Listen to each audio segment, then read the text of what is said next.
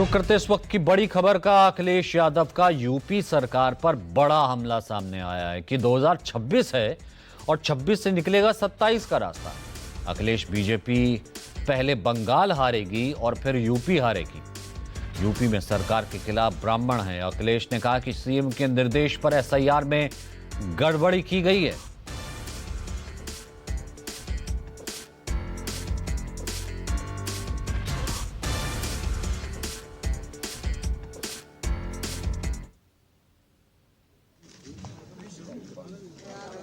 पश्चिम बंगाल में ममता बनर्जी जी बड़े वोटों से जीतने जा रही हैं। ये बीजेपी के लोग हर जगह साजिश करते हैं, षड्यंत्र करते हैं। इस बार साजिश षड्यंत्र उनका नहीं चलेगा। बंगाल में हारेंगे और फिर यूपी में भी हारेंगे। हमारे कार्यकर्ताओं को रास्ता साफ दिखाई दे रहा है, मंजिल दूर दिखाई दे रही है 27 की, और यही कार्यकर्ता जानते हैं 26 ही हमारे 27 लाएगा। जितनी 26 में हम लोग मेहनत करेंगे और 27 में हमारी सरकार समाजवादियों की कार्यकर्ता बनाने जा रहे हैं और पीडीए की ताकत और मजबूत करने जा रहे हैं। हमारा ये बाटी चोखा का जो कार्यक्रम है, मैं उन कार्यकर्ताओं को धन्यवाद और बधाई देना चाहता हूं। हम सब लोग मिलकर के खाते पीते हैं। अभी तो वो विधायक बैठे बैठे खा रहे थे।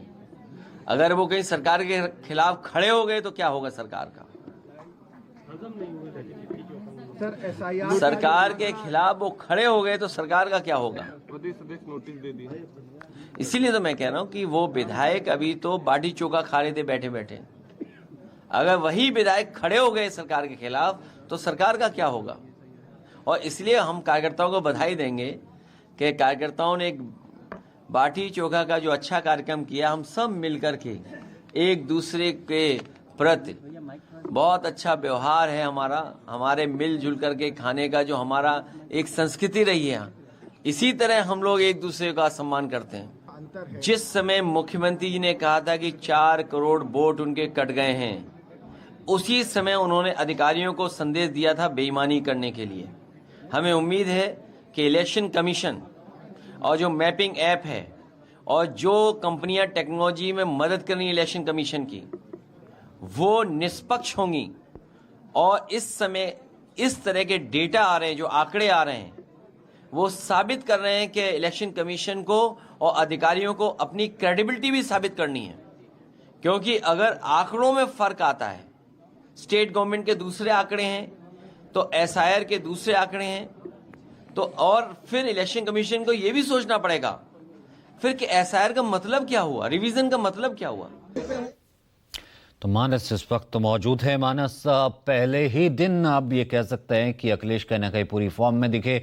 27 पर नजर है, 26 की बात कह दी और निशाना साधा वो जो ब्राह्मण सम्मेलन या जो बैठक हुई थी योगी के विधायकों की।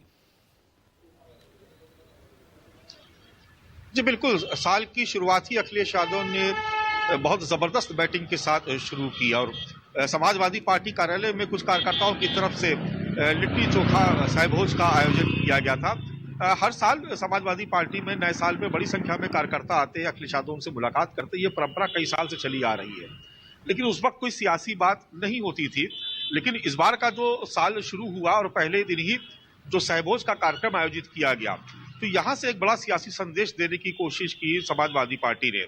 पहले अखिलेश यादव ने सोशल मीडिया पर पोस्ट किया, उसके बाद उन्होंने बयान भी दिया। उनके लोग जो वहां पर शामिल थे, जो महत्वपूर्ण नेता थे, वो ये कह रहे थे कि दरअसल ये भोज इस बात का संदेश देता है कि किसी एक वर्ग के लिए नहीं, सभी साथ में आकर के यहाँ पर भोजन कर सकते हैं।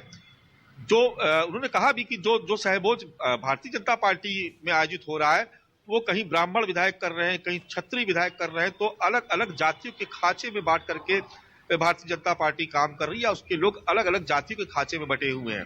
लेकिन समाजवादी पार्टी की जो सोच है, वो सबका सम्मान करने की, सबको साथ लेकर के चलने की सोच है। इसलिए इस सहभोज में सभी वर्ग के लोग इसमें शामिल हुए। खास बात यह भी रही कि इसमें कुछ साधु संत, कुछ भगवा वस्त्रधारी भी नजर आए, जिनका अखिलेश यादव ने सम्मान किया।